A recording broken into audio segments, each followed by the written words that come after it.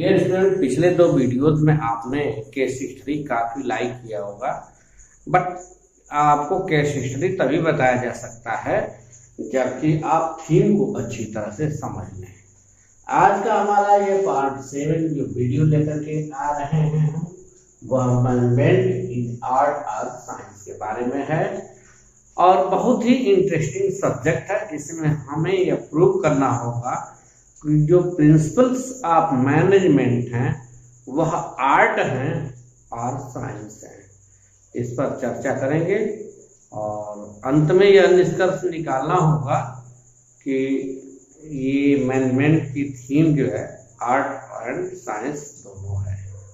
ये निष्कर्ष निकालना होता है। ये बहुत ही फेमस आज का चैप्टर है और इस पर केस हिस्ट्री ज़्यादा आते हैं। आपको केस स्टडी फोकस किया जाएगा क्योंकि 50% क्वेश्चन जो है केस स्टडी साइंस। कैसे आप कर सकते हैं, साइंस से तुलना आप कैसे कर पाओगे? मैनेजमेंट तो मैनेजमेंट है, फिर साइंस कैसे हो सकता है? जी हाँ, हो सकता है बिल्कुल, क्योंकि इसके रूल साइंस जैसे रिजिड हैं। एक्सपेरिमेंट साइंस में होता है तो एक्सपेरिमेंट मैनेजर्स भी करता है, जो मैनेजमेंट करता है वही मैनेजर है। तो मैनेजमेंट संभालने वाला खुद जो है साइंस जैसे जानकार हो तब एक के बाद एक रिसर्च करता है अपनी कंपनियों में, इसलिए कह सकेंगे कि हम ये मैनेजमेंट को साइंस की तरह से आप समझ सकते हैं, बिहेव कर सकते हैं। Management in science because some nature are here same as science. कुछ चीजें ऐसे हैं जो साइंस जैसे इसमें मिलेंगी मैनेजमेंट में, क्योंकि इसमें है सिस्टमैटिक नॉलेज। सिस्टमैटिक नॉलेज क्या है? इस रूल और systematic as science as planning. जैसे साइंस में आप प्रॉब्लम पता करते हो, प्रॉब्लम के बाद ऑब्जर्व करते हो, ऑब्जर्व के बाद रिसर्च करते हो, रिसर्च के बाद मेथड जो कुछ भी है मेथड, उसके बाद फिर उसका सॉल्यूशन निकालते हो, सॉल्यूशन के बाद फिर रिसर्च चलता है और रिसर्च से निष्कर्ष निकालते हैं ना। इसी तरह से ठीक आपके मैनेजमेंट रूल में भी आप सबसे पहले प्लानिंग करते हो, उसके बाद एनालाइजिंग, स्टाफिंग, इस तरह से चलता रहता है, कंट्रोलिंग। तो so we can say it is science, इसलिए हम कह सकते हैं यह साइंस है। सेकेंड टॉपिक की बात करें यहाँ पर तो logic and scientific, logical and scientific research. जिस तरह से मैनेजमेंट में रिसर्च करते हैं उसी तरह से आप साइंस में भी रिसर्च करते हो, इसलिए मैनेजमेंट को आप साइंस कह सकते हो। ये बहुत ही इंपॉर्टेंट क्वेश्चन है और इस पर केस हिस्ट्री भी आती है चीजें, इसलिए इस चीज को एकदम एक एक अक्षर करके हम समझ लें तो बेटर होगा। अगला हमारा video logic and scientific research. Managers find out the logic and fact when they are observed and they follow forever। कुछ चीजें उनको ऐसी चीजें मिल जाती हैं मैनेजमेंट करते समय जो हर वर्ष उनके सामने आती है, हर दिन आती है चीज, फिर वह एक तरह से वह कुछ रूल को पता लगा लेते हैं जो कि लॉजिक के तौर पर होते हैं, उस पर एक्सपेरिमेंट करते हैं, क्या करना चाहिए क्या नहीं करना चाहिए वह फैसला लेते रहते हैं साइंस जैसे। अगला चीज हम बात करें तो रिपीटेड एक्सपेरिमेंट। आप मानव जाति पर यानी इम्प्लाई पर बराबर रिसर्च करते हो। एक बार गलत को चुन लिया तो फिर दूसरी बार नहीं चुनते, जो एक बार गलती कर लिया फिर नहीं करते। क्यों बार बार गलती करते रहते क्या मैनेजमेंट में? नहीं। जैसे साइंस में हम कोई चीज एक बार समझ लेते हैं कि इसको मिलाते हैं तो ये बनता है, घटनाएं भी होती हैं। इसी तरह से मैनेजमेंट में भी रिसर्च करने में कुछ न कुछ घटनाएं होती रहती हैं, इसलिए हम इसकी तुलना साइंस से कर सकते हैं। रिपीटेड एक्सपेरिमेंट में है क्या? Its rule are repeated in place and conditions as science. Science के हिसाब से इसमें भी स्थान और समय के हिसाब से, कंपनी के हिसाब से कुछ तो कुछ चीजें जो है बदलती रहती हैं, वो बार बार आती रहती हैं। जैसे आप साइंस की बात करें तो कहीं हवा में प्रेशर कम होता है तो कहीं अधिक होता है। इसी तरह से स्थान स्थान के हिसाब से इम्प्लाई का बिहेवियर परखा जाता है।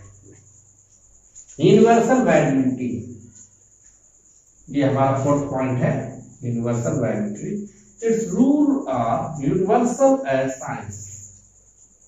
साइंस में जो रूल होते जो एक जगह है इंडिया में है वही दूसरे जगह भी वही हो जाते हैं। जैसे H2 है, H2O है, वह आपका इंडिया में हो, अमेरिका में हो, कनाडा में हो, सोवियत रूस में हो, एक ही चीज है।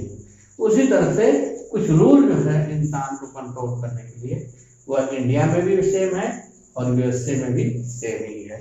इसलिए मैनेजमेंट को हम प्रूव कर सकते हैं कि यह एक साइंस है। अब हम बात करेंगे अगले बोर्ड पर कि मैनेजमेंट एक आर्ट है। आर्ट क्यों है? इसलिए जो मैनेजर्स है, जो मैनेजर है, उनका पर्सनल बिहेव बिल्कुल कलात्मक होना चाहिए, आर्टिस्टियंस एंड म्यूजिशियन जैसे होने चाहिए, ताकि वह इंसान को कंट्रोल कर ले। तो चलिए हम बात करते हैं कि मैनेजमेंट इज आर्ट। अब हमें यह साबित करना है कि मैनेजमेंट आर्ट क्यों है, यानी मैनेजर्स को कलाकार होना क्यों जरूरी है। आप जानते हैं कि हर एक इंसान की कुछ न कुछ फितरतें होती हैं, तो आप उसको बॉडी लैंग्वेज से और आपका इस तरह से कहें कि इफेक्ट इस तरह का हो कि आपसे हर एक एम्प्लॉय एक रिस्पेक्टफुल बिहेव करे। इसलिए हर एक मैनेजर का आर्टफुल होना जरूरी है। क्या है इसमें बता रहे हैं। Management is art because skill and creativity and practice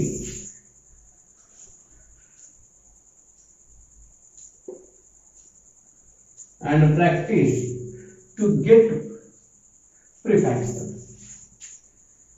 यदि मैनेजमेंट अपने आप में प्रैक्टिसफुल न हो या स्किलफुल न हो तो वास्तव में मैन पावर को कंट्रोल नहीं कर पाएगा। इसलिए उसका आर्टफुल होना जरूरी होता है। बॉडी नॉलेज, बॉडी नॉलेज क्या? मैनेजमेंट यानी मैनेजर्स को देखकर ये लगे कि वास्तव में मैनेजर है और नॉलेजफुल है, उसका बॉडी लैंग्वेज इस तरह का होना चाहिए, तो मैनेजमेंट एक प्रभावी हो सकता है। इसलिए मैनेजमेंट को बिल्कुल कलाकार के जैसा होना चाहिए।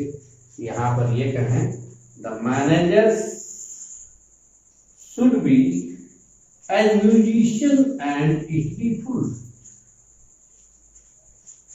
उसे मानव के व्यवहारों पर कई बुक्स पढ़नी पड़ती है, मानव के आदतों से परिचित होना पड़ता है, मानव के व्यवहारों को पढ़ना पड़ता है। इसलिए कह सकते हैं कि management is art. Full various books he had knowledge about it. Art, उसे आर्ट के बारे में भी जानकारी होना चाहिए। कभी कभी ग्राफ बनाने पड़ जाते हैं सेल्समैन को, या कभी कभी उनको स्टैटिस्टिक्स के मैप भी दिखाने पड़ते हैं, तो उस हिसाब से भी आर्टफुल होना चाहिए। और सबसे बड़ी बात ये है कि एम्प्लॉय को कंट्रोल करने के लिए, कस्टमर्स को कंट्रोल करने के लिए, पूरी सिचुएशन पर कब्जा करने के लिए उसका एक कलाकार होना जरूरी है। जिस तरह से एक म्यूजिशियन जो डेली प्रैक्टिस करता है ताकि वह भूल न जाए, उसी तरह से मैनेजमेंट एक कॉन्टिन्यूअस प्रोसेस है जिसको कि हमेशा चलाने का प्रैक्टिस एंड स्किल की जरूरत होती है।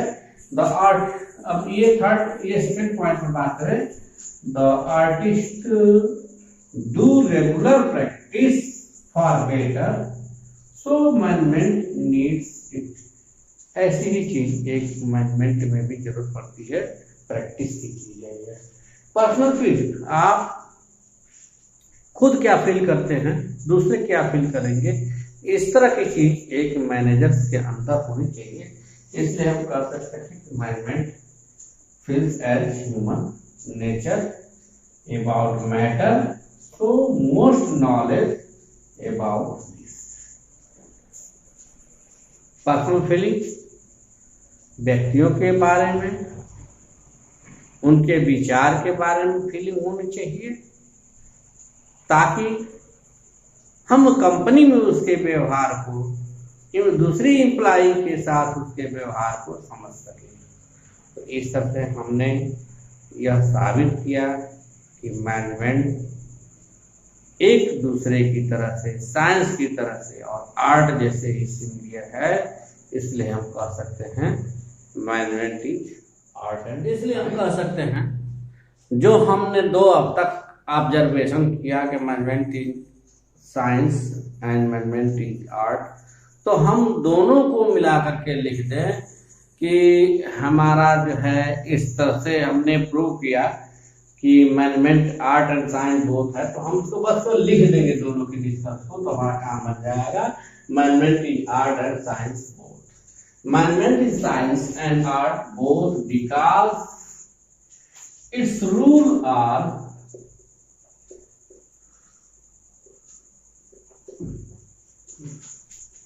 Fix and science. बात समझ आई? ऐसे नियम निश्चित है साइंस जैसे, and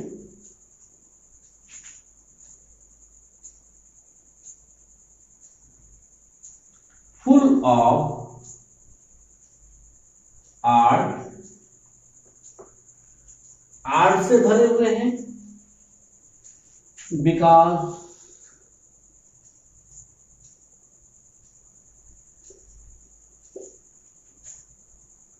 a managers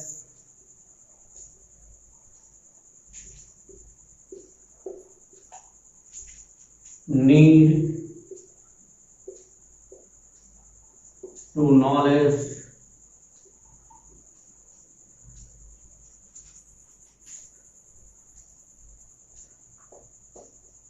to control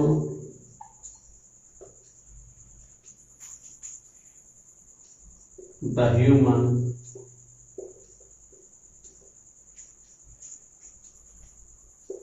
to knowledge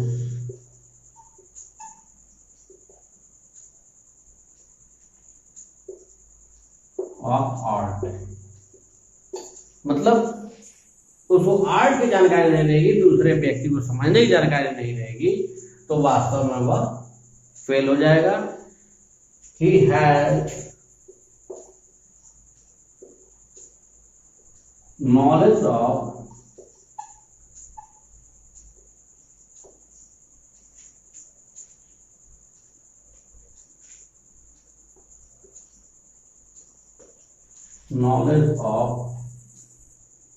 more books, उसे कई किताब का ज्ञान रखना पड़ेगा इसके लिए। यह कहें बल्कि मानव जाति के व्यवहारों पर और मैनेजमेंट पर आधारित कई बुक्स पढ़नी पड़ती है, इससे यह साइंस के साथ आर्ट भी है। यह बात बिल्कुल क्लियर हो गई है, इसमें कोई दो राय नहीं है कि मैनेजमेंट हमारा आर्ट और साइंस से मिलता जुलता नहीं है। यह बात बिल्कुल हमारी कल्पना गलत थी, यानी आर्ट एंड साइंस दोनों है। इस तरह से यह हमारा वीडियो कंप्लीट हुआ।